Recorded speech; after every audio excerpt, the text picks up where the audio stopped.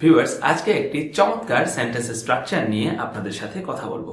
আর সেই সেন্টেন্স স্ট্রাকচারটি অনেক অ্যাডভান্স, আর তা হচ্ছে ডিজায়ারাস অফ নিয়ে। এবার চলুন ডিজায়ারাস অফ এর মিনিংটা দেখে নিই। আমরা অনেক সময় কোনো কাজ করার, কোনো ইচ্ছা পোষণ করার বা কোনো শখ পূরণ করার প্রবল ইচ্ছা পোষণ করে থাকি, এবং এতটাই আমাদের ইচ্ছা থাকে যে যেন তেন ভাবে, যে কোনো ভাবেই হোক না কেন সেই জিনিসটা আমরা করে ফেলবো বা আদায় করে ফেলবো। এই ধরনের ক্ষেত্রে আমরা ডিজায়ারাস অফ শব্দটি ব্যবহার করি। এবার তার স্ট্রাকচারটা কেমন হবে আমরা যদি কিছু বাক্য দেখে নিই। তো প্রথমে আমরা যে জিনিসটি দেখতে পাচ্ছি যে স্ট্রাকচারটা হলো সাবজেক্ট, মানে যার ইচ্ছা সে হবে সাবজেক্ট। তারপরে একটি ভার্ব, মানে এখানে হবে একটা be verb. Okay, am is আর এরকম কিছু একটা।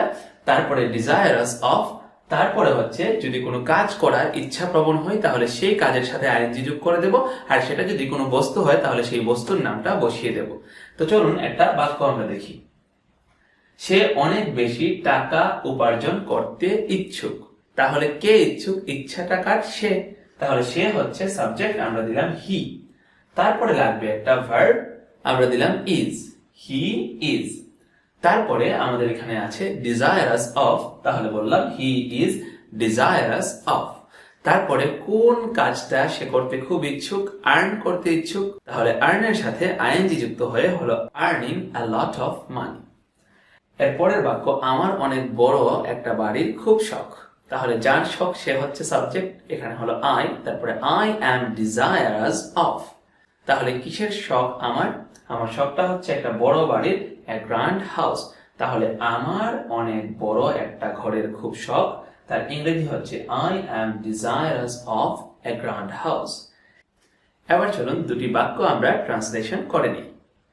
তো এটা হচ্ছে আপনাদের কাজ, আপনারা ট্রান্সলেশন করুন। আমার দর্শকরা ইংরেজিতে কথা বলতে ইচ্ছুক।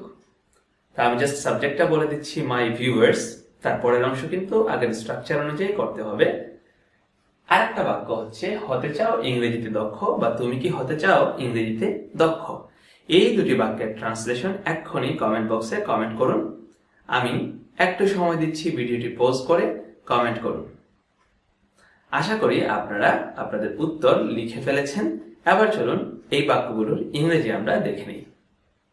ফাইন, প্রথমটার ইংরেজি হলো my viewers are desirous of speaking fluent English, এবং পরেরটা হচ্ছে are you desirous of becoming an expert in English.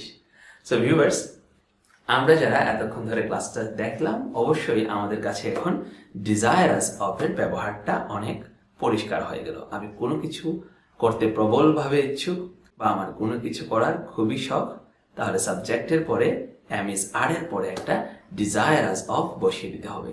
তারপর যদি কোনো কাজ করতে ইচ্ছুক হই সেই কাজের সাথে আইএনজি যোগ করতে হবে, আর যদি অন্য কোনো বস্তু পেতে আগ্রহী হই তাহলে সেই বস্তুটার নাম বসিয়ে দিতে হবে। এই ছিল সম্পূর্ণ ক্লাসের সামারি। আপনারা এখন থেকে নিজেরা ডিজায়ারাস অফ দিয়ে অনেক অনেক অনেক অনেক বাক্য তৈরি করবেন। আমাদের চ্যানেলটি সাবস্ক্রাইব করে না থাকলে do subscribe our channel. Thank you.